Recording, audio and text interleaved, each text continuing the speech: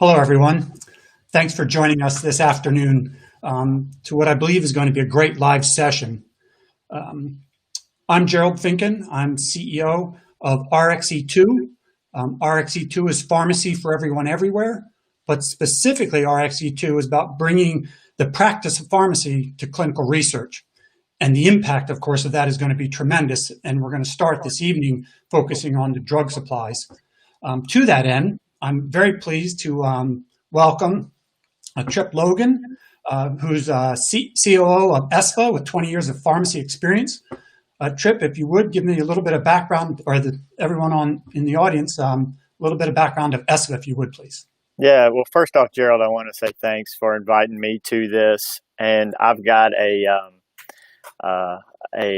soft spot in my heart for community pharmacy practice, and I'll tell you why. I took my first steps in one of my dad's drugstores. I'm a second generation community pharmacist. I've spent the last 20 years not only practicing in our community pharmacies, but working with not only our consulting group, but a lot of different initiatives that I've been involved in to not only further the practice of community pharmacy, which there's a lot of people out there doing that, but I'm most interested in expanding the business model of community pharmacies and helping them leverage the things that they're already doing and doing well. Because over the last 10 or 15 years, there's been a lot of pressure on small businesses like those that my father and I have owned and operated, and my colleagues do as well. But there's a lot of value that community pharmacies can provide, not only to the communities that they serve, but other partners out there, which is why I'm so excited to talk to you about this and to share with the audience some of the findings that we've had and the opportunities that we see in this space for community pharmacies. Wonderful. Thank you, Tripp. You know, that's getting then to really the purpose of this session. It's like threefold. One is I hope everybody that's attending walks away with something and has learned something. The second key thing as part of the learning is I want people to really understand what's going on in the practice of pharmacy these days. I think the stereotypical image is not what's going on out there. And third, of course, one of the key elements of what we're going to be talking about is the practice of pharmacy and investigational drugs. And now with COVID, which I'd like to talk about in a minute, but now in the pharmaceutical industry before COVID, even now it talks about decentralized trials. And we're entering a new phase of clinical research. And with that, I want to talk then about the merging, like how do you bring investigational drug into the practice of pharmacy and where we are. And so that's the three-pronged approach. But to get started again, to understand maybe what's going on in the practice of pharmacy, we could spend a minute, because there isn't a meeting I don't attend, the first thing we talk about is COVID. Right. Because it impacted all of our lives, no matter from every aspect. And so with that, what I'd like to bring to the attention is COVID in the practice of pharmacy. So what are you seeing like with COVID in your practice? Yeah. Other than in the past traveling once a month, I've been grounded for 7 or 8, which has been kind of nice being at home. But in community pharmacies that we've not only served, but we own and operate, it's completely disrupted a lot of the normal services and things that we offered, but it also has allowed community pharmacy to shine. Because if you think about it, like I've been grounded for a while and I have been traveling, most people haven't been traveling very far, which makes their local community their epicenter. That's their hub. And who's right there? It's their community pharmacy. And with a lot of especially chronically ill patients have some reservations about going to the hospital or going to their primary care physician, doing follow-ups. Pharmacies all across the country are doing delivery. They've got access to these patients. They're doing follow-up services already. And it just has amplified the need to engage community pharmacies and let us engage our community. So in a kind of a strange way, it's let us, this hyper focus on community and people being more reliant on what's close at hand.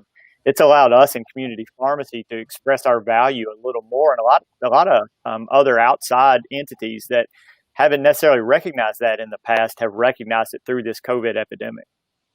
Well, actually, I've seen it in the news, pharmacy news, et cetera, about provider status. That's been an ongoing issue. Would you touch base on that just a little bit? That people understand when we talk about provider status, what that means, and we're talking about in a community practice. Sure.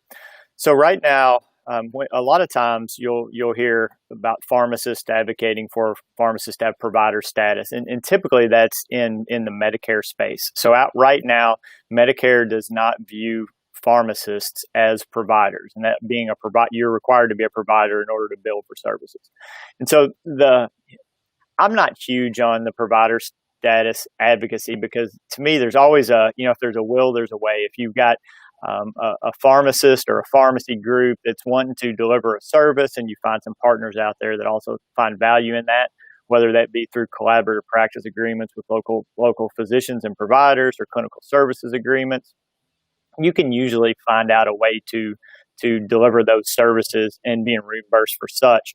And that's where we spend a lot of our time in our pharmacies, is working locally with local physicians on, say, pharmacogenomic testing is one thing, which is we not only receive referrals for these services, but we also work with the local providers to bill for those services. And there's several other things like that we've done.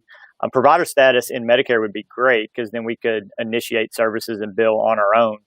There are some things pharmacists can bill for, but globally that's not part of it. I feel like community pharmacists are indeed providers of healthcare, and also independent community pharmacies are typically pretty innovative entrepreneurs. And so what they do is they figure out a way to get the job done and to bill for services, if that means partnering with their local family physician.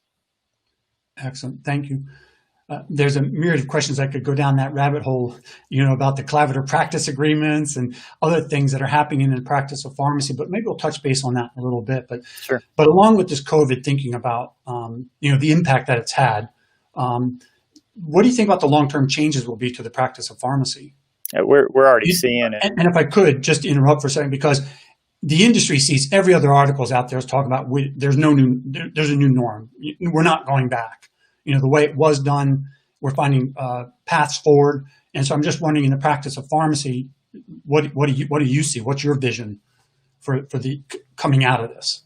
Yeah, we're already seeing it. We're seeing as access points to care, and we actually just today was reached out to by some state administrators about how we can get onboarded in our local community as an access point for a COVID vaccine when it becomes available through the state. And so, if you think about it, there are networks of community pharmacies all in every community in the country. What better places to spread out for, sticking with this coronavirus theme, for COVID vaccine? How's it going to be distributed? People, you see that in the news all the time. How's everybody going to get their dose? Well, between local public health departments and community pharmacies, you pretty much have every community covered. So that's one place right now where I remember, like back during H1N1 flu, we were an access point for care, but it's just being amplified. I mean, we're seeing this with social determinants of health right now, food insecurity, mental behavioral health concerns. We're getting a lot of outreach right now from other entities that can't reach the patients that they need, but they reach out to the pharmacies because we've got access to them. We see them regularly. Our delivery drivers are at their homes. There's a lot of value to that, and there's I'm seeing double down on that value. Local is what we keep pitching to those providers out there that are looking for services like community pharmacies offer, and they're accessing those services now. I don't see that going away. So that's a great topic, actually talking about decentralized trials, and I'll get that in a second. But one of the key points that you indirectly stated is patients are getting their medications. Yeah. So, and I'll give you a specific on that. So when essentially the country was shut down during the pandemic in March-ish, April, we saw a big influx in prescriptions because a lot of people were stockpiling. And then there was just a dip in new prescriptions across the country because people weren't going to their primary care provider, their specialist. They weren't going. And a lot of pharmacies really struggled with prescription volume. But in a lot of the independent community pharmacies that we typically work with, they didn't see the dips in prescriptions. And the reason is why they follow up with patients regularly. They've got relationships. They're doing delivery routes. Nothing changed. Patients still got their medication. The shipments went out to the pharmacy. The pharmacies filled the prescriptions and got it to the patients where they were. And that trend has continued throughout this pandemic. And, I think it's a testament for community pharmacy that, from a frontline essential worker standpoint, what a valuable resource and a sustainable resource that's embedded in the community and has touch points with patients of, all different demographics, socioeconomic and otherwise. Yeah, it's interesting you state that because I do want to pivot to get to, the investigational drug supplies and state boards of pharmacy and the practice of pharmacy regulations. But along those lines, I think it's critical because as you talk about these things, local, like to me is sometimes even a better term than decentralized. And when I think about that, because DCTs, decentralized clinical trials, is the buzzword in the industry. But when you talk about the idea of local, can you give us an idea of like just numbers, like how many like local pharmacies? And I know the chains are out there and I know they're doing a good job, but because you said the disparity of numbers, but for the local pharmacies, those independent pharmacies, how many independent pharmacies are there out there? Yeah, I think there are over 40,000 community pharmacies or retail, air quotes, community pharmacies and retail pharmacies. I think there's around 20,000. I don't have that number, but what I can say is there's two very distinct business models right now in pharmacy. One is a dispensing business model, and the other is a service oriented. And so we're seeing some bifurcation of those two right now in the industry. Mm-hmm. And so the number doesn't really matter to me as much as what the pharmacy's doing. People need the dispensed medications, and then people also need follow up services. Sometimes that's the same pharmacy, sometimes it's two different buildings. And so what I can say is that there is a growing initiative for follow-up services and what we call enhanced pharmacy services beyond just the dispensing of the prescription drug product, which is ever important and we all do very well. But following up and ongoing patient engagement has a lot of value to many stakeholders in the industry. And so those are the pharmacies that we typically work with and we're advocating on the behalf of. Excellent. So this is like the first section of the things I wanted to make sure we address and to get people familiar with the practice of pharmacy. I do want to remind people that we do have a chat. So if there are questions or clarification needed, or you just put question marks up there, like, what are you guys talking about? Please put it up there. But in the very least, give me a thumbs up so at least we know we're doing okay. But I'd like to start transitioning out of this. And we talk about, patients, what the community pharmacists are doing, talking about now investigational drugs. Now, RxE2 is working with ESPhA right now, taking a look at, the role of pharmacists in clinical research. And of course, we've been talking about the idea of dispensing medications. And so what I'd like is your thoughts on this idea of, pharmacists dispensing medication, specifically investigational drug.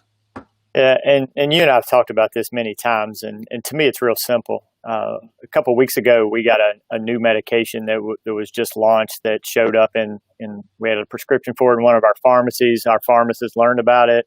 We got access to the medication. We dispensed it with a proper label. Patient picked it up. Pharmacist counseled them, and we're doing follow-up work with them right now. Like, I just don't see how what you're describing is any different than what happens with community pharmacy practice every day. I know you guys have been doing a lot of work with state board regulations and things like that. And so I'm interested in your take on how it is indeed different than what we do every day in the community pharmacy space. Yeah, and that's where like my age comes in. I guess, I have 40 years in the industry and I've seen it all, and I think where we are right now is like this idea of we're going to these decentralized trials. I think as an industry, we've got to step back for a second and making sure we're looking at all aspects and not just doing a little bit more of what we've done in the past. And so the whole purpose of this is really to enlighten individuals about the path we're going down.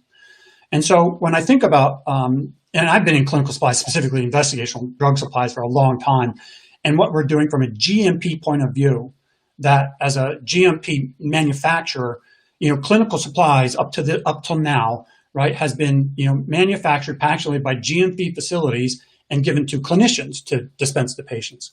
And now we're starting to look at this direct to patient, and direct to patient meaning decentralized.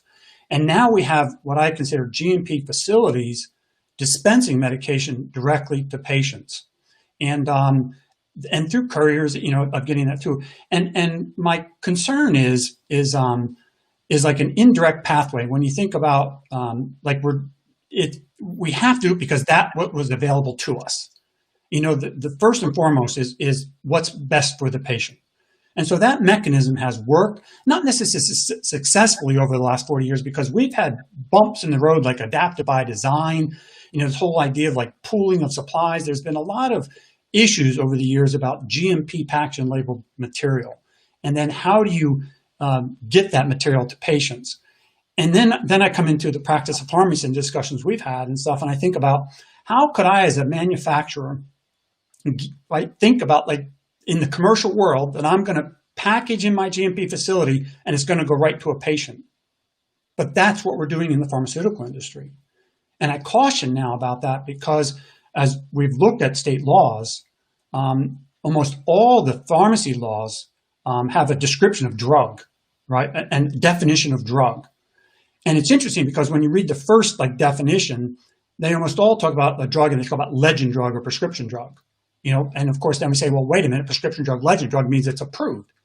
But then there's a B, that's the A portion. Then there's a B, and it's not like it's a second definition of drug, which is anything pretty much that affects the body, which in almost all the state reviews that we've done, there are a couple exceptions, but for almost 90+% of the states, the definition of IMP, investigational material product, investigational drug, falls under the definition of drug, which then puts it under the practice of pharmacy, which I found unsettling in the fact that, wait a minute, what have we been doing? But more importantly, my concern is what we're going to be doing. Because the controls are in place right now, and this really is the safety and the training stuff that's in place. My concern is where we're going. And that's why I want to talk about some of the comments, et cetera, because you've taken this out to pharmacies, right? And they've had some input on what do they think about this. Do you have any anecdotal, or do you have some things you could share about what you've discovered? Because pharmacists, on one hand, right, haven't been involved. That's the idea of what RxE2 is bringing the practice of pharmacy into clinical research. Pharmacists haven't been involved other than maybe indirectly, and yet we're moving into this place called the decentralized trials that we've got to take a look at the regulations. So just what are some of the, maybe some comments, et cetera, that the pharmacists might have been? Just from an overall just a gut reaction to this as an opportunity, pharmacies we've engaged have been really interested in how to engage in these types of processes. So most of my colleagues are, a couple things. One, they're used to patients being pulled away from them for things like this, and things like specialty medications being used and dispensed direct to patient and maybe outside of the care of the local primary care network and the local pharmacy. It's completely outside of that. And so pharmacists are used to it and often frustrated by that. The opportunity, given the opportunity to actually work along, in the trial as part of the mechanism with the local physician caring for the patient and doing follow-up, it's very attractive, very, very attractive. Some of the questions the pharmacies will give us is how can I ensure that I'm involved in this process from beginning to end so I can support my patient? How can I make sure I communicate very clearly with my partner physician down the street that we both see this patient so we all understand what's going on and we can work together? What does my state board say about this? What if a board inspector came in? Those are the things, but from an opportunity standpoint, we have had a very positive response on this for the reasons I just said. Pharmacies are used to having their patients pulled away from them, but having an opportunity handed to you to work at even more deeply and more personally with a patient on things like this, that's what pharmacists are all about these days. Yeah, I'd like to share along the lines of some of the review of what you talked, like the boards of pharmacy. And right now, of course, they have more than enough to do. And when they talk about decentralized trials, everybody understands it's going to be a hybrid. It's not an all or nothing. And so part of this is, as we want to bring to the attention is as you move forward to decentralized trials, as we go down this path, let's not make the mistake. And I use this tragedy as an example and Tripp, I think you can relate to this, and please comment on it, and that is, New England Medical Compounding Center didn't start out to do harm, right? And what they started out as a pharmacy compounding. And then we all know where that went with compounding, and of course the tragedy of 60-some people being died, and now the FDA definitely coming and saying, wait a minute, the practice of pharmacy has gone too far into GMP, right? We have these GMP requirements for a reason. My concern as we go down this path of decentralized trials is now we have this GMP facility coming too far into the practice of pharmacy, and not that anybody wants to do harm, right? But it has to do with training where we are, but more importantly is, where's the expertise? Just like the PhD chemist manufacturer knows the difference between compounding and manufacturing, the pharmacist understands the difference between the manufacturing, packaging, labeling, and dispensing of medication. But that'll actually, and I want to tell everybody to tune in that a couple of weeks from now, we're going to have another live session. But what I'm going to bring is a pharmacist from a central fill pharmacy. And that's going to be very interesting because we're going to talk specifically about how to incorporate the practice of pharmacy into some of the decentralized clinical trials, how to make it an added piece. And that's critical. And I'll say that I think everybody's becoming aware of the issues of decentralized trials, and nowhere more important than telehealth, right? Telemedicine. And that everybody now understands that a doctor in California can't prescribe and talk to a patient in New Jersey unless they're licensed in New Jersey. But what most important with investigational drug, everybody's got to understand the same is true in the practice of pharmacy dispensing of drugs, right? You can't dispense that medication out of Missouri to New Jersey unless you're licensed in New Jersey. Correct. Because the key piece of that, right, that says you've got to counsel along with properly labeling. But that's where the central fill pharmacies come in, that actually they are licensed in all 50 states to do those things. But that'll be a topic for another discussion. I wanted to keep this about 20 minutes, maybe a little bit longer. If there were questions, I'll answer those. But Tripp, any last comments or things you'd like to share about the practice of pharmacy with those who have attended today? Just a marketing pitch of my colleagues are out in rural communities, urban areas, and suburbs across the country. And they're looking for opportunities to engage local providers and patients differently with new business models, but also new support mechanisms. And figuring out a way to engage community pharmacies across the country to help support initiatives like this, I think is a win for everybody in the industry. And it also keeps the care local, it keeps the research local, and it keeps the support system local. So this is my pitch to anyone listening out there to look at community pharmacy a little bit different. And not all pharmacies are exactly the same, and expect more from community pharmacy. That's wonderful, because that actually goes directly to the diversity, right? We're looking for diverse populations. That's what comes to mind when I think about that, because that's another key element right now is we're going to decentralize of what we're hoping for from decentralized trials, and this fits right into that. I think you saw too, there was a question, how do state laws impact bringing the practice of pharmacy into clinical trials? If I think I understand what the question is coming from, the laws have always been there. The question is, have we been following them? And that's where I get into this. We will look at them when tragedy happens. I don't want tragedy to happen. We want to prevent this. We want to be looking at the laws and saying why. More importantly, why not bring the expert, right, the pharmacist, who's the medication expert, into the equation? Not just because the laws are required, but because it's like, let's do best practice. So it's one of those things that laws have been in place. I do know that 20 years ago, I was looking at state laws and they've all changed to now incorporate like what the definition of drug is. And many states like New Jersey, Georgia, Minnesota have clear delineations of the law stating that clinical supplies must be dispensed by pharmacists, must be labeled according to state pharmacy laws. And so I want to not raise alarms, but that's, now that we know this, we can't turn a blind eye. See where they're going. It's been a big fun. Great, just some great comments. So with that, I think I'm going to bring it to an end. Please talk. Tripp with ESPhA. I'm with RxC2. Please reach out through the website.